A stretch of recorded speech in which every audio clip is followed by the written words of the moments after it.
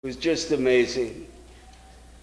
Almost 200 dead, the last count that I saw, and no photos that I've seen of Palestinians climbing over a fence or holding a firearm. I may have missed it, but I haven't seen it yet. Every media outlet, every wire service, photographer in the world is there at the border. This is all Palestine. There's no Gaza border, but anyway, they're all there. Not one picture of a firearm or people climbing the fence to invade Israel, quote unquote. The New York Times now warns us to watch out for those deadly hellfire flaming kites that are sent to helpless Israel by crazed Palestinian youths. I don't know if you saw the article the other day. Heaven forbid someone's lawn would burn up. Anyway, as a leader of the Warsaw Uprising in Nazi-occupied Poland said a few years back, quote, Palestine is the new Warsaw, end of quote. I forgot his name, but he was a great fellow and a great quote. What is his name? Okay, Mark Edelman, that's right, that's right. Socialist Action is proud to present tonight's speaker, Norman Finkelstein, author of so many works on Palestine that have made me a fan of Norman's, as I've said. Right now, I've begun his latest book on Gaza. It's a relentless critique of the Israeli butchers, their sickening lies, and the Americans who love them, all documented by Norman, as no one else has done. I was in the West Bank in 2002 with a group called the International Solidarity Movement. What I saw there and the stories that I heard reaffirm what Norman has been telling us. The occupation is racist to the core and it's got to go. In the view of Socialist Action, all of Israel is occupied Palestine. It is a colonial settler state, much like apartheid South Africa, which was, by the way, Israel's first or second largest trading partner. The West's support of Israel, after turning its back on Jewish refugees for the worst of the Nazi Holocaust, was a product of imperialism, capitalism, which resulted in first arbitrarily carving up Arab lands for its oil and backing Israel as an imperialist project. Our mission in the U.S. is to support Palestinians and create mass Palestinian solidarity action, which includes the important boycott, divestment, and sanctions movement and mass mobilizations to oppose U.S. aid, that is, the propping up of Israel, which is now about $3 billion a year of your taxpayer dollars, about $10 million a day, actually, and mostly for the purchases from the U.S. military-industrial complex. So don't think it's a giveaway, it's a kickback as well. We're in a new situation politically, not just in regard to Palestine and the movement behind it, but the kind of reaction that Trump has engendered, his racism, his homophobia, his sexism, immigrant bashing, and so on, has created a new consciousness. And I would say politically that the situation has matured quite a bit. I was in a no zoning meeting to oppose zoning in Upper Manhattan, which would gentrify Upper Manhattan. And I said that I was involved in the transit strike in 2005. And I got a big cheer from everyone. That usually wouldn't happen in many mass meetings, and there are a lot of people there. So I would suggest to you, if socialism is an alternative for you that you'd like to pursue and make it a life's work, join Socialist Action while you're here today. And we'd be happy to set up a meeting and talk to you about it. We have a national organization that you can be a part of and contribute to. Anyway, I'll end it there. We say end all U.S. aid to Israel, and then in the name of humanity, stop the massacre in Gaza. Thank you.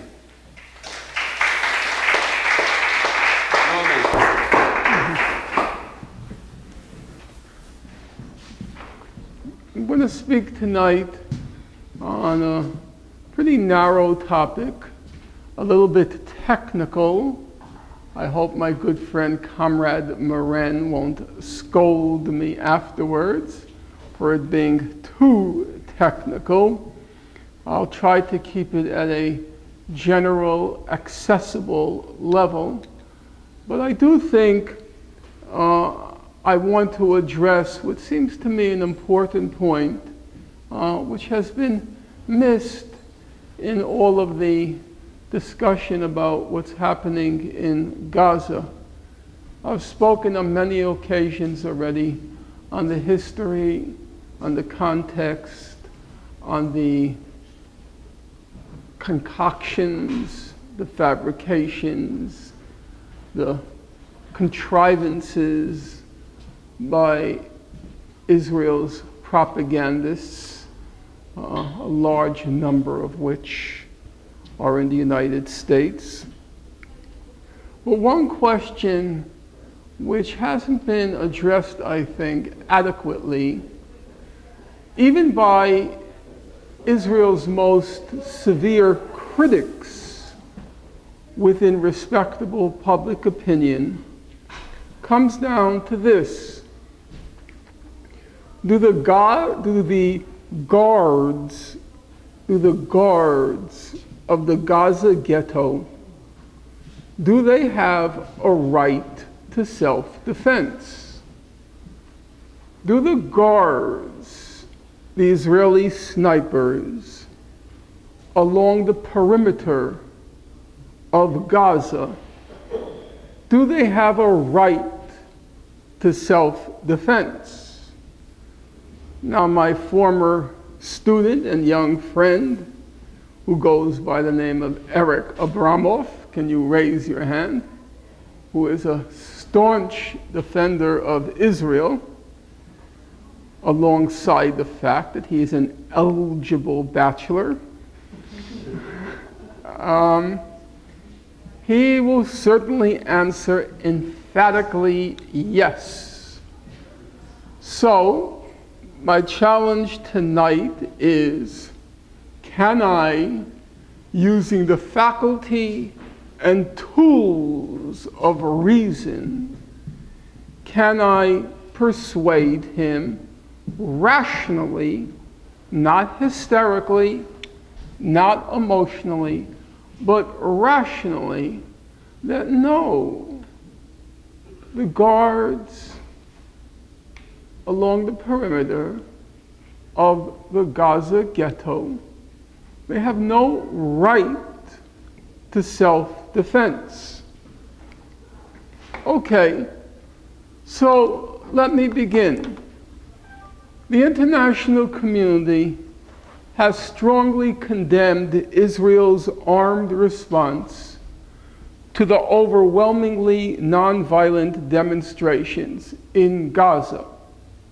Now, as a factual matter, and as has been copiously documented by two young researchers named Jamie Stern Miner and Mohammed Shahada, there is no evidence whatsoever, none, that since the beginning of the demonstrations on March 30th, have the demonstrators used firearms or other weapons on the Gaza border. There is no evidence whatsoever that they have used weapons along the border. Leaving that aside for a moment, let's turn to that international condemnation.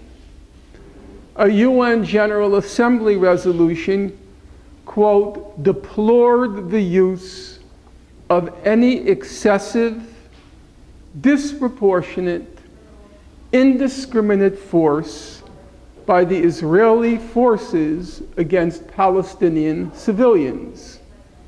Let me repeat it because it will be important for what I say later. They condemned, they deplored the use of any excessive, disproportionate, and indiscriminate force by the Israeli forces against Palestinian civilians. Some of you will recall on June 1st, Israel assassinated a 20-year-old young medic named Razan al-Najjar, a young woman of incomparable courage and heroism. She was approaching a wounded Palestinian. Her arms were raised. She was wearing the medic's outfit. There could be no mistaking or misconstruing her as a terrorist, let alone an armed terrorist.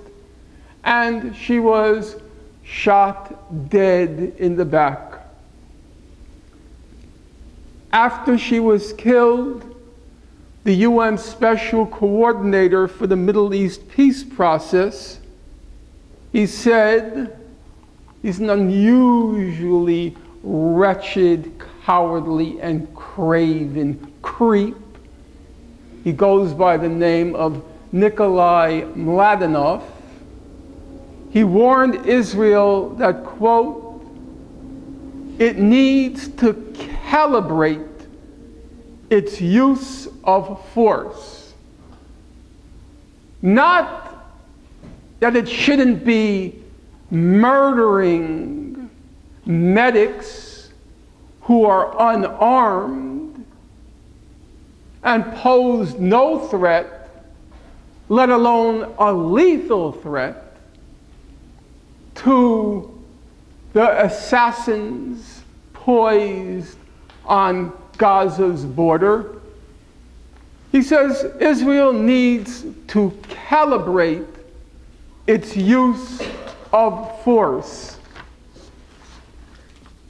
Human Rights Watch put out, in my opinion, an excellent report on Israel's use of armed lethal fire. It said Israeli forces' repeated use of lethal force in the Gaza Strip against demonstrators who posed no imminent threat to life may amount to war crimes. Now, I will again want to emphasize, for what I'm going to say later, the standard that Human Rights Watch, HRW, uses is, I left my phaser home, but anyone who has a cell phone, I don't set my phaser on stun. I set it on kill. So that's a word of warning. And if you still persist in that delinquency, I have handy a photon torpedo. So I would suggest everybody put their cell phones not on vibrate, put them on implode, because I loathe those devices. They are a curse and bane on civilization. So the standard that Human Rights Watch uses, you cannot use lethal force unless the demonstrators pose an imminent threat to life. Now, far be it from me not to welcome these condemnations. Of course, it's good to hear. The question nonetheless is, Do they go far enough? Simply put, does Israel have the right to use any force under any circumstances against the people of Gaza? If you look at the current legal debate, the current legal debate comes down to two questions. Number one, did Israeli snipers, as they're called, resort to excessive or disproportionate force against demonstrators? That's what the critics say. Israel used excessive or disproportionate force. Or, as Israel claims, was the amount of force used necessary to prevent protesters from breaching the perimeter fence? So was the force excessive and disproportionate, or was it necessary to prevent demonstrators from breaching the fence? And Comrade Abramov, even without my glasses, I could see he's nodding his head because he's thinking, that's right. They used the amount of force necessary to prevent the protesters from breaching the fence, invading Israel, creating murder and mayhem. The second question, a little technical, which I know is going to elicit a hostile reaction from Comrade Moren, and I debated whether or not to even bring it up, but there are some people here who want to be educated in the technicalities of law. So, there are two bodies of law which are applicable in situations like the one in Gaza. One is called international human rights law. And that basically means, is the situation in Gaza more like a domestic riot, or is it more like an armed conflict? If it's more like a domestic riot, then human rights law applies. If it's more like an armed conflict, then what's called international humanitarian law, or the laws of war, apply. Now, you might ask, what's the difference? In reality, actually, it's no different, because lawyers just sit around BSing. It has no impact whatever on what armies actually do.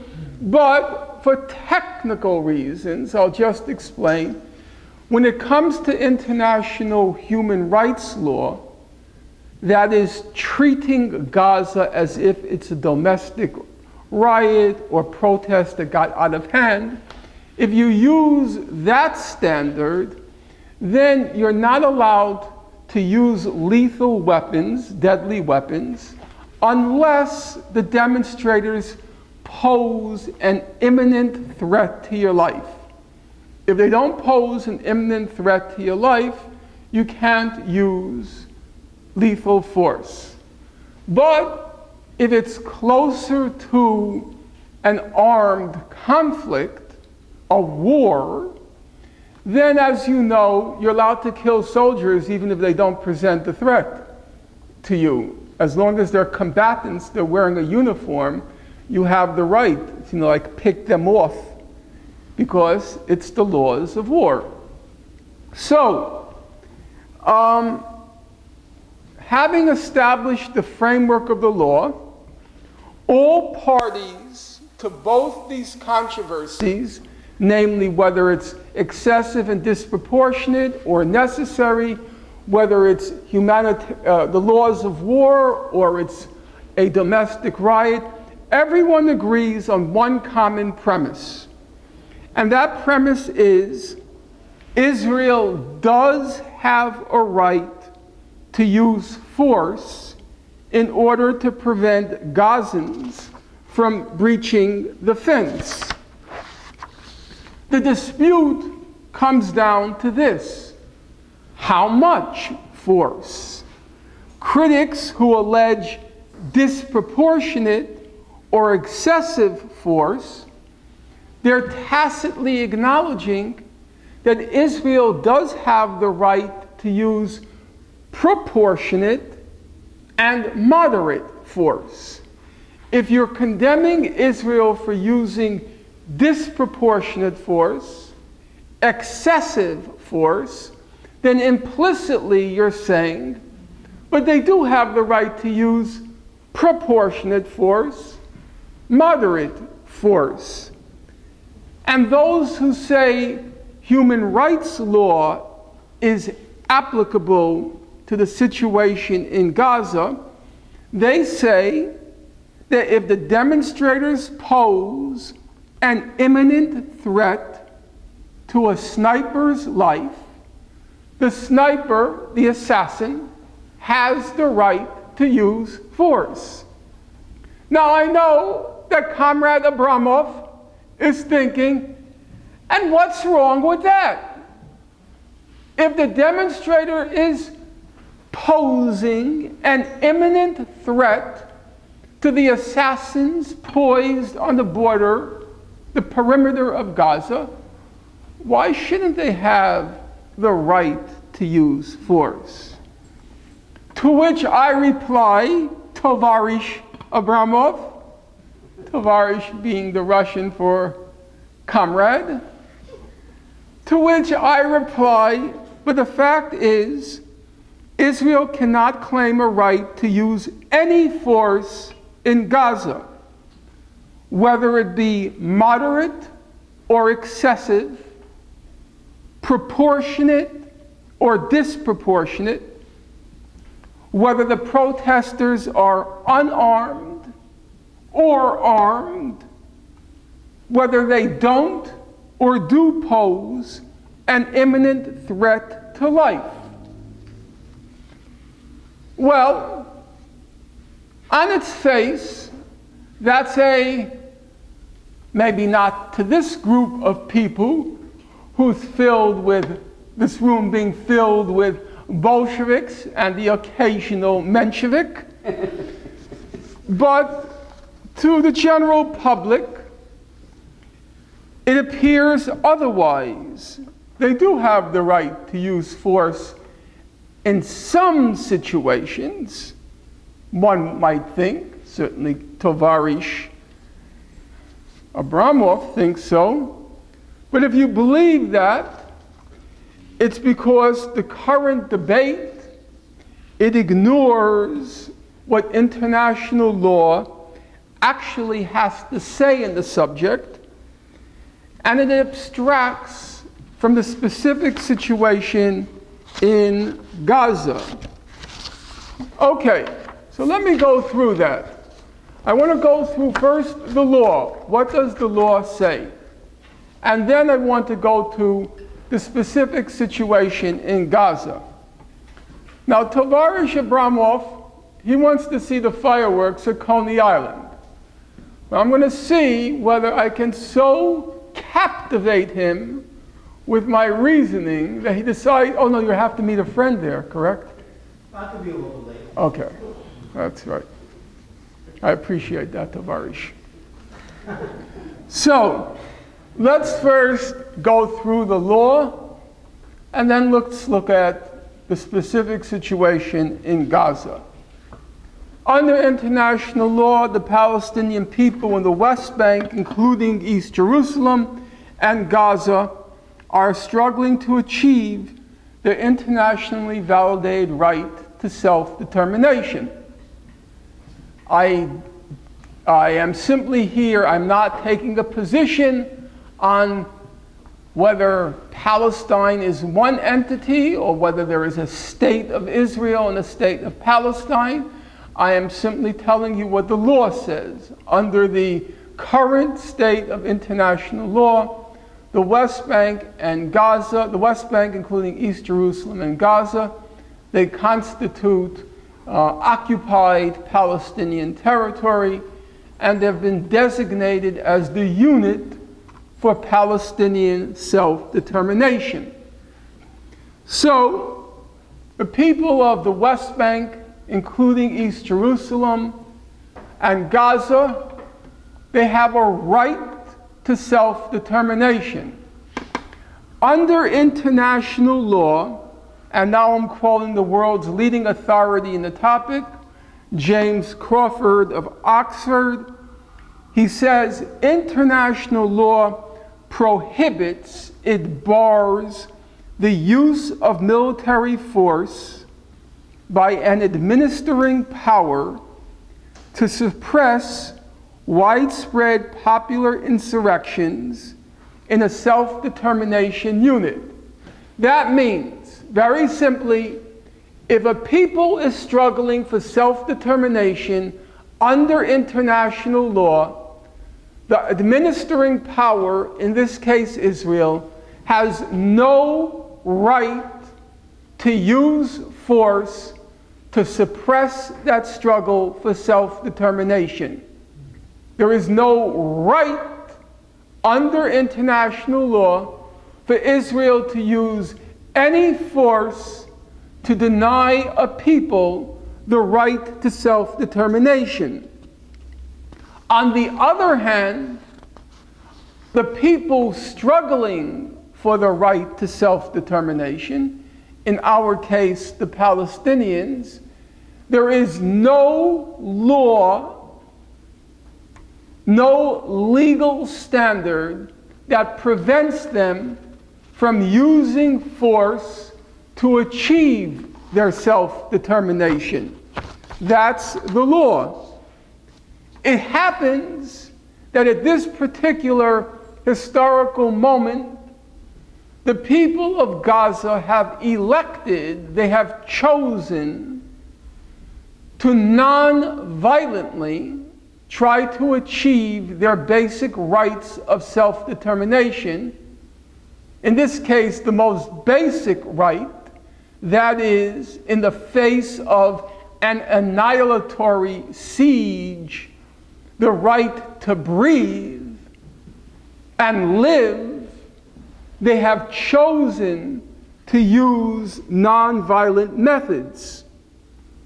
But even if they chose violent methods, they would still have the right under international law to use those methods against Israeli snipers who are obstructing their right to self-determination.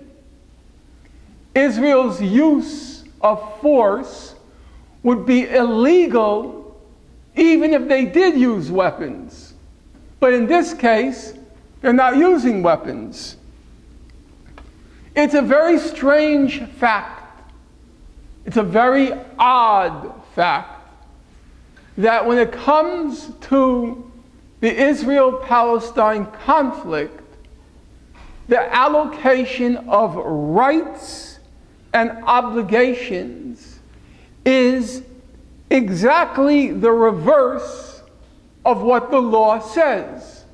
So we're told repeatedly, Israel has the right to use force in self-defense against the Palestinians, and then we're told the Palestinians, in the course of their self-determination struggle, they need to wage it non-violently.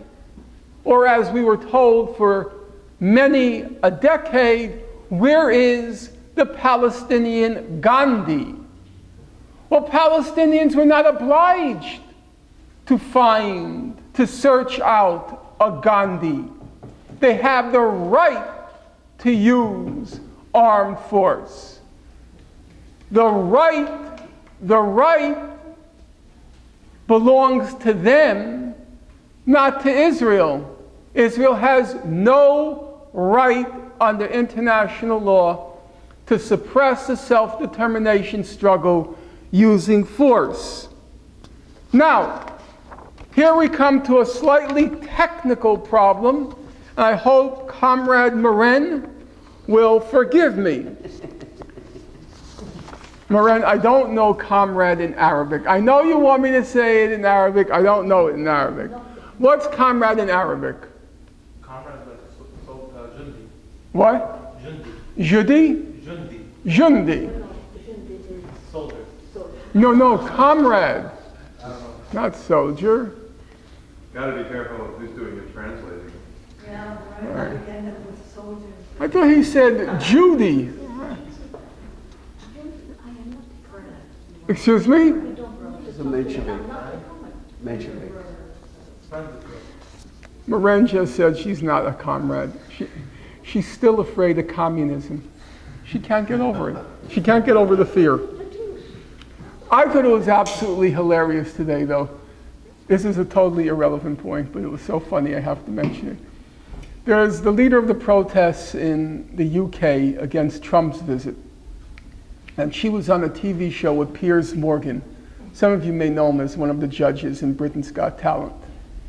And he's interviewing her, and he's very aggressively interviewing her, and he's saying, what about your hero, Barack Obama? He deported 2 million illegal immigrants. What about your hero, Barack Obama? She said, he's not my hero. She happens to be Indian, dark-skinned, so he just assumes she must support Barack Obama.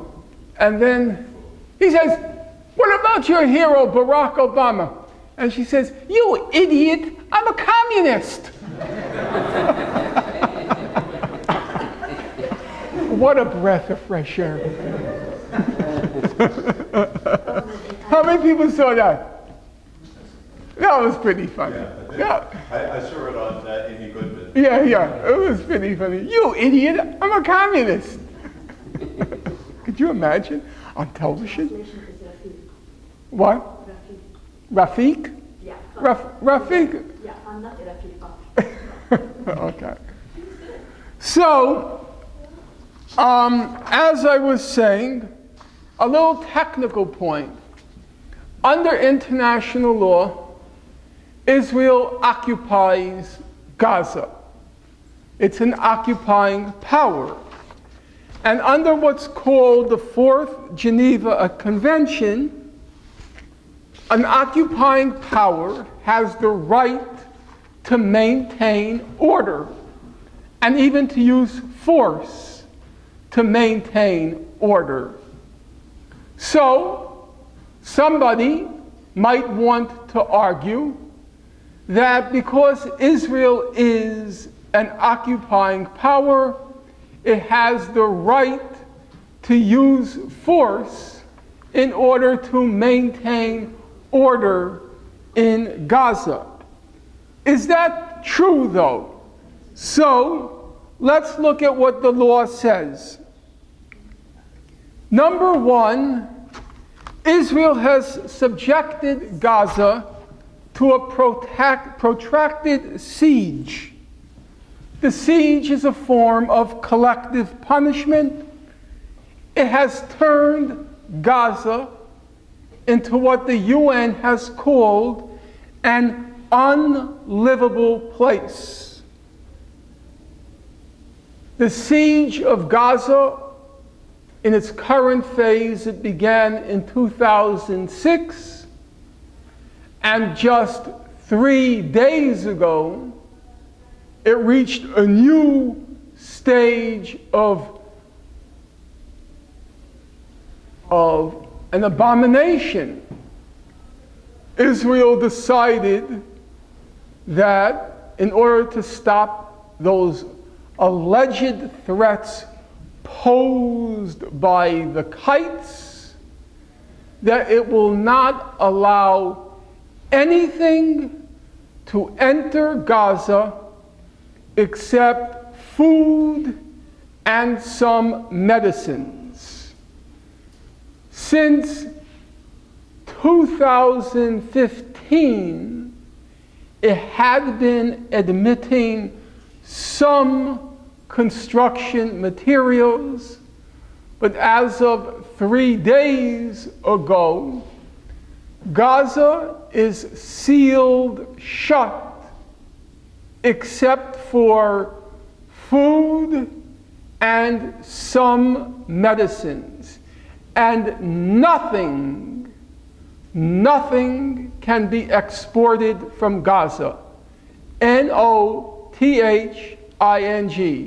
Nothing. Now, what does the law say? The law says that an occupying power has the obligation, let's just get the right wording, it has an obligation to ensure the welfare of the occupied population. That's an obligation of an occupying power. Israel has breached in a flagrant and blatant manner that obligation as it imposed the siege. If you don't fulfill your obligation to make Gaza livable, then you have no right to use force, especially as the people are revolting because Israel did not fulfill its obligation to make Gaza livable. So you cannot claim under the Geneva Convention we have the right to maintain order. No, you don't. You had a right, but that went along with an obligation.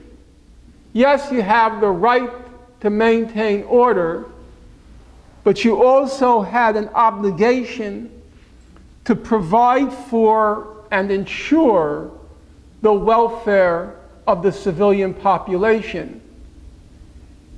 By imposing that siege, you breached your obligation, and therefore you have no right to maintain order, especially as the disorder is a result of the fact that you imposed an unlivable siege on Gaza. Number two,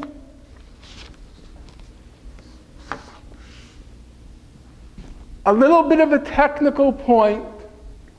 The situation in Gaza has two aspects to it. One, it's a self-determination struggle. And two, it's an occupation. But under international law, the primary right, the technical term for those of you who want to know it, would like to take it down and use it in dinner table chit-chat. It's called jus cogens, J-U-S, new word, C-O-G-E-N-S. And it just means this right is absolute. And the right to self-determination is absolute. And it takes primacy over the right that's accorded under the Fourth Geneva Convention. So the primary right is that right to self-determination, and under that right of self-determination, Israel has no right to use force. And the third point is, Israel cannot claim a right to use force because the occupation at this point in time, it's illegal. Israel has no rights any longer under the occupation. Is there a problem? No. No. There are no rights. Israel has no rights under international law any longer. Why? I don't want to go into all the technicalities. If you're interested, you can read my book, like Comrade Moran pretended to do, which is to say what virtually everybody I've ever met who claims to have read my books has pretended. I'll put it very simply. Under international law, what makes an occupation is it's supposed to end. If it doesn't end, it's no longer an occupation. It's an annexation. Is that clear, Tovarish Abramov? Absolutely. Okay. If the occupation doesn't end, it's no longer an occupation. You annex the land. Israel has occupied Gaza for 5 decades, which even Comrade Abramov will acknowledge is an awful long time. And I do think Comrade Abramov will also acknowledge that Israel, under at least its current leadership, has no intention of leaving. Well, if you have no intention of leaving, it's not an occupation anymore. It's de facto an annexation. In that sense, incidentally, it's an indisputable fact that Israel is an apartheid state. I'm not going to get into all the technicalities.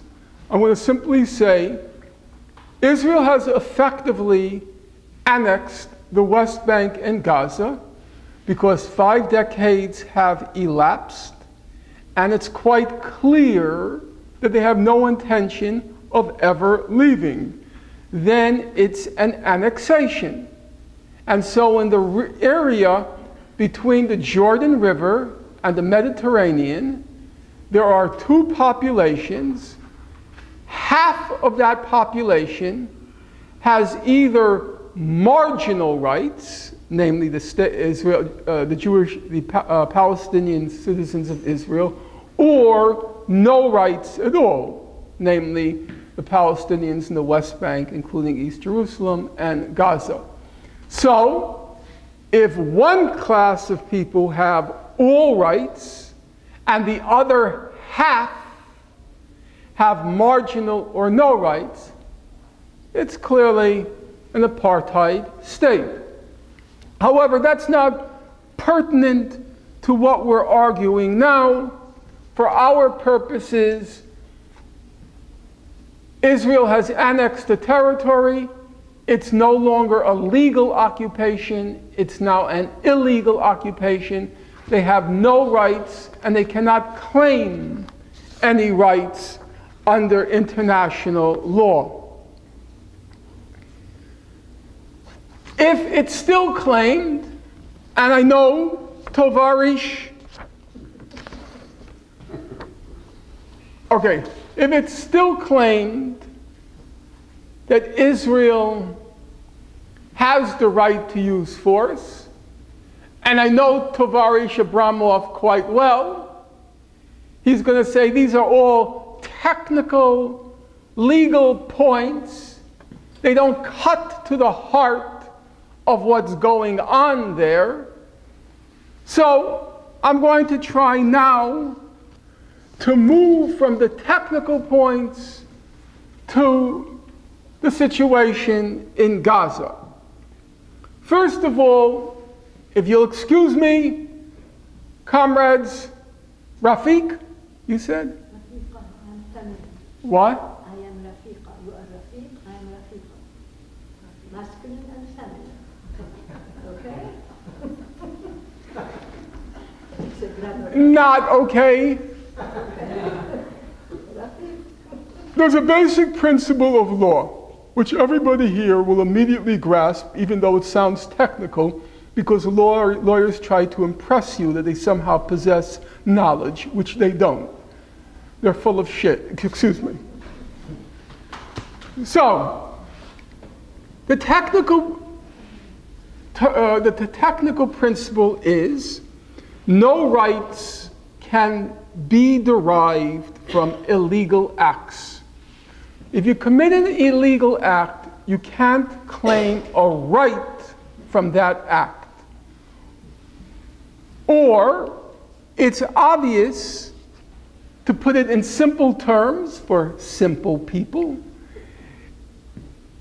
it's obvious that in certain situations, a person does not have a right to self-defense. Now I see Tovarish Abramov, he's a little skeptical on that point. So I'll ask Tovarish Abramov, can a rapist claim a right to self-defense if the victim pummels him? No. Can a rapist claim a right to self-defense? No. Pretty obvious, correct? So, the right to self-defense doesn't obtain in all situations, correct? A theater owner has no right to self-defense if patrons attack him after he sets the building ablaze and impedes their flight.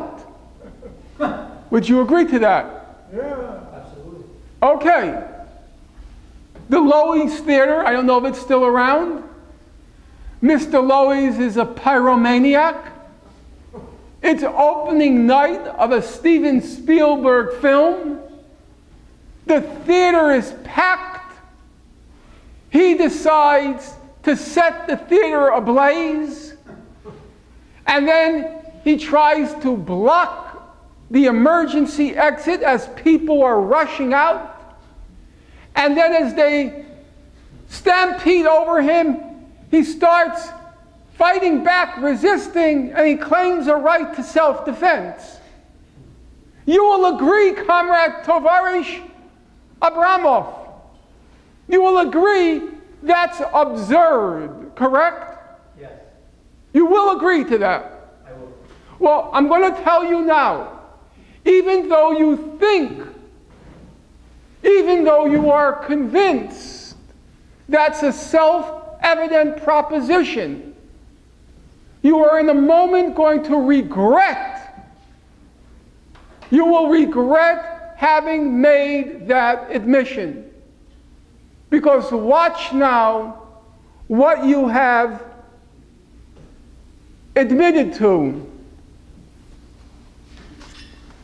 Israel's conduct vis-a-vis Gaza falls in the same category of acts that render null and void the right to self-defense. If it were otherwise, if they did have that right to self-defense, it would amount to the right to use military force in order to maintain an illegal occupation compounded by an illegal siege. Now, not just Comrade Tovarish Abramov, but all the human rights organizations, including the human rights organizations in Gaza, including the Palestinian Center for Human Rights, including Al-Maizan. They all say Israel has the right to use force in certain circumstances. Everyone agrees on that. But is it true? What is Gaza? It's a narrow coastal strip that is among the most densely populated areas on the planet. 70% of its population consists of refugees. More than half are children under the age of 18. What is Gaza? For over a decade, Israel has placed this speck of land under a devastating siege. 50% of Gaza's workforce is now unemployed. 80% because of that diabolical Mephistophelian siege depend on international food aid. 80%. Comrade, Tovarish, Abramov, that's more than the Russians are on food stamps in Brighton Beach. 96% of the tap water in Gaza is contaminated. 96% is contaminated because of that diabolical siege. The fence separating Gaza from Israel is no more a border than Gaza is a state. The distinguished Hebrew University professor Baruch Kimmerling, he said Gaza is a concentration camp. The former conservative British Prime Minister David Cameron, he called it an open-air prison. Israel's most distinguished newspaper, Haaretz, called it a ghetto. The Economist called it a human rubbish heap. The International Committee of the Red Cross called it a sinking ship. Gaza, what is Gaza? The UN Human Rights Chief, he called it a toxic slum in which an entire civilian population is caged from birth to death. A toxic slum. So I ask you, Comrade Tovarish Abramov, you laughed. You thought the question was rhetorical, even silly. Does a theater owner have the right to set ablaze his building and block the people who are trying to flee the flames? Does Israel have the right to use force to encage Gaza's 1 million children in a ghetto or a toxic slum? Do they have that right? Don't the people of Gaza have the right, the moral right, the legal right, the human right to break free from a concentration camp? I ask you, because you are one of those young people schooled in the lessons of the Holocaust, as they're called. So I ask you a question. Does anybody debate, does anyone now debate whether Germany used excessive or disproportionate force to suppress the Warsaw Ghetto uprising? Does anyone debate that question? Did they use excessive or disproportionate force to suppress the Warsaw Ghetto uprising? Who now ponders whether Germany had a right to self-defense against the Jewish fighting organization in the Warsaw Ghetto, who, let's not forget, they were not nonviolent, they used arms. Does anybody debate whether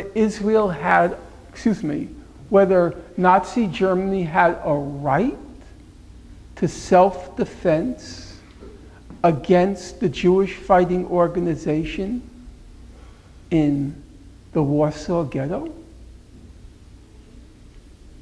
It might be said, and I know what Tovarish Abramov is thinking. He's saying, but come on, Comrade Norm. You know Gaza is not the Warsaw Ghetto. But as an Israeli journalist who served in Gaza during the first Intifada, he said, the problem is not in the similarity, but that there isn't enough lack of similarity. The problem is not in the similarity. The problem is there isn't enough lack of similarity. Experts now predict that Gaza will soon be overrun by typhus and cholera epidemics, like those that decimated Jews in the Warsaw Ghetto. When I read about the typhus epidemics that are now being anticipated, I remember my late mother, both of my parents were in the Warsaw Ghetto, and I remember her talking about the typhus. And I checked through the history books, and yeah, large numbers of Jews were wiped out in the ghetto because of the typhus epidemics, the ones which have now are devastating Yemen, South Yemen. No, Yemen. Oh, I'm still thinking from 100 years ago, South Yemen. Okay. If, for argument's sake, it were granted that Israel has the legal right to use force to prevent the people of Gaza from escaping their prison, this would simply expose the poverty of the law. There was a very decent guy on the International Court of Justice. His name was Judge Veeramantri. If my memory is right, I could be wrong, I think he was from Sri Lanka. And he had made it his life's mission to try to get the International Court of Justice to declare nuclear weapons illegal. And in 1996, the International Court of Justice debated exactly that question. Is the threat or use of nuclear weapons legal under international law? And Veeramantri, in his dissenting opinion, he said, there's an irony. The irony is this: whereas the law, international law, it condemns the use of dum-dum bullets, the ICJ, the International Court of Justice, it wouldn't declare nuclear weapons illegal. And he said then this: it would seem passing strange that the expansion within the body of a single soldier, of a single bullet, the nature of a dum-dum bullet is it expands when it penetrates the body. And so it's claimed that it causes, the technical term is, unnecessary cruelty. And that was the grounds for banning it. So he writes, it would seem passing strange that the expansion within the body of a single soldier of a single bullet is an excessive cruelty which international law has been unable to tolerate since 1899. Dum-dum bullets were declared illegal in 1899. And yet, the incineration in 1 second of 100,000 civilians is not illegal. He said, the law is crazy. The law is lunatic. You're banning in the name of morality a dum-dum bullet, but you're not banning nuclear weapons. It's certified insanity, passing by the name of civilization. And then he says the following, a quote that I have always savored: every branch of knowledge benefits from a process of occasionally stepping back from itself and scrutinizing itself objectively for anomalies and absurdities.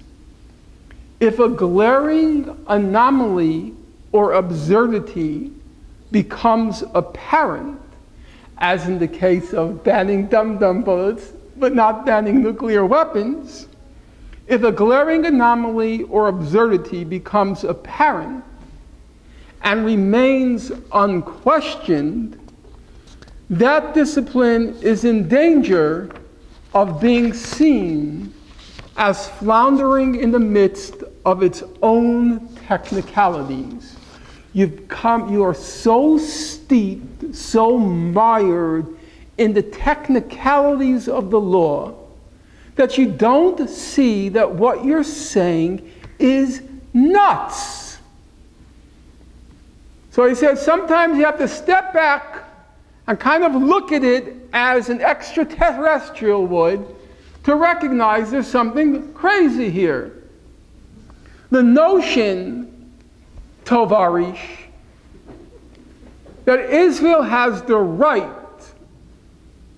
the notion that Israel has the right to forcibly encage 1 million children in an unlivable space, it's an absurdity. And the lawyers debating whether or not Israel used excessive force to prevent Gazans from escaping their ghetto, they're floundering in the midst of technicalities. The great, wonderful, terrific Sarah Roy of Harvard University's Center for Middle Eastern Studies, she's the daughter of 2 survivors of Auschwitz concentration camp, and she also has a very impressive academic pedigree. She attended Harvard as an undergraduate. She got her PhD from Harvard. And she's just a really good egg, a really good person. Whenever she comes to New York, I spend time with her. I spent time with her this past week with her husband, who's an accomplished physician in pediatric surgery, and I also spent time with her younger daughter, who is just a delightful human being. And Sarah, even though she's an academic, her heart has not been snuffed out.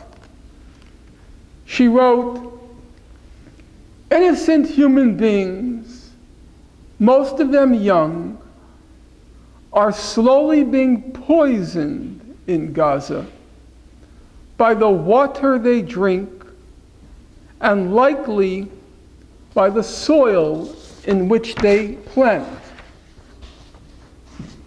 The only morally sane question presented by the situation in Gaza, and now I'll put the question to you, Tovarish Abramov,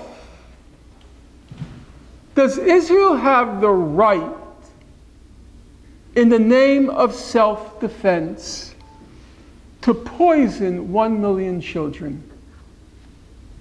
Do they have that right? The children are trying to break out. They're in a toxic slum, a concentration camp, a human rubbish heap. They're being suffocated by that, if you'll excuse me, by that diabolical, satanic state.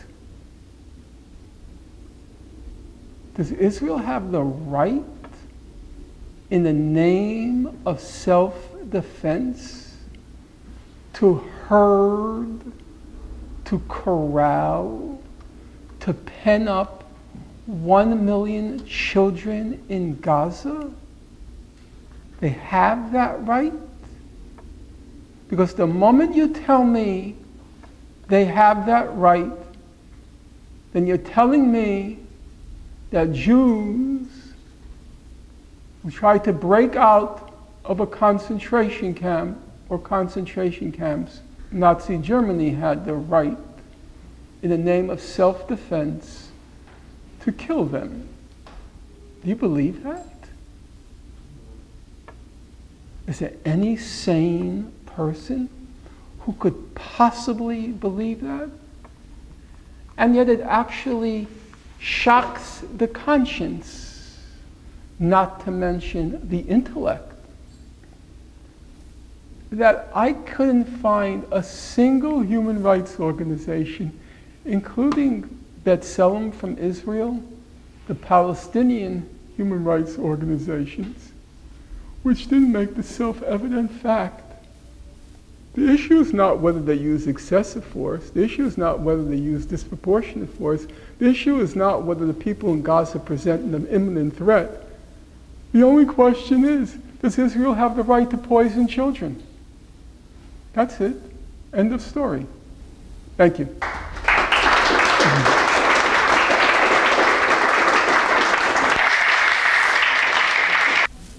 The question is, could I speculate on what goes on in the alleged minds of the Israeli leadership? It's not really difficult to divine, to discern, to figure out what goes on in their minds. The current leadership is wholly unlike its predecessors, who were convinced Zionists, and they did have a vision and an ideology, and they also had a genuine devotion to the cause that they avowed. They were the ideological generation, like, so to speak, what were called in the case of the Soviet Union, the old Bolsheviks. And many of the old leadership, they were themselves pretty close to being Bolsheviks. They came from the same tradition, which had its virtues and its dark side. The virtue was they were really not committed to privilege, to power as such. They were committed to the cause. The dark side was, like the Leninists, they were completely ruthless in their commitment to the cause.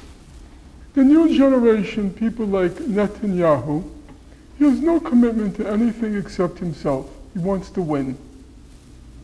So it's a case of assessing who are the main threats. When I say threats, I mean domestic. Who are the main domestic threats to his power, and how does he fend them off? It's pure party politics. So let's take a simple example.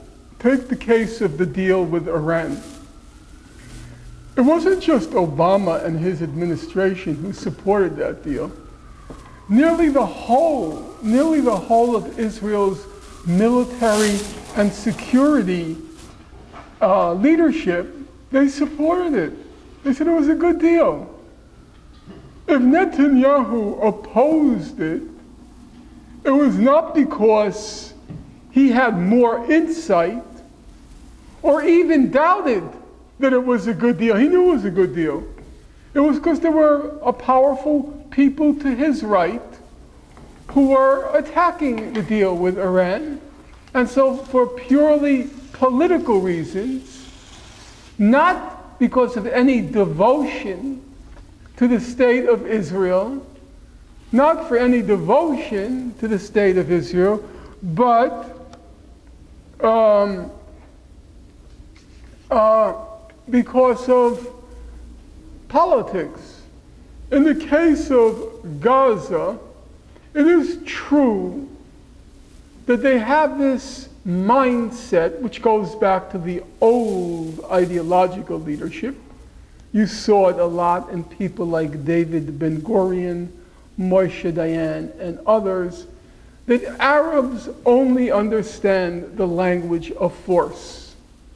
That if you show any weakness, give them an inch and they'll take a mile.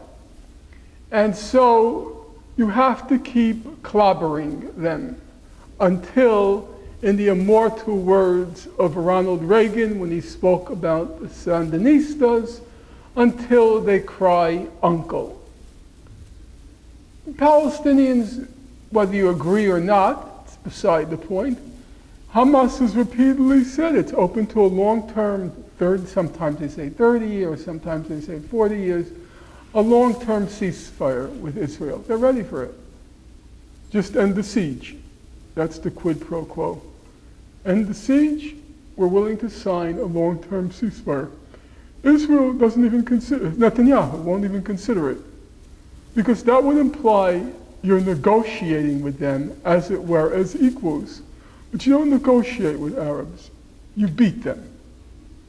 That's the mindset. Are there ways to resolve this situation now, maybe even to the detriment of the Palestinians? Yes, but Israel won't entertain that idea. You have to first take out the big club and crack their skull. That's the only way you can deal with Arabs. Mm-hmm.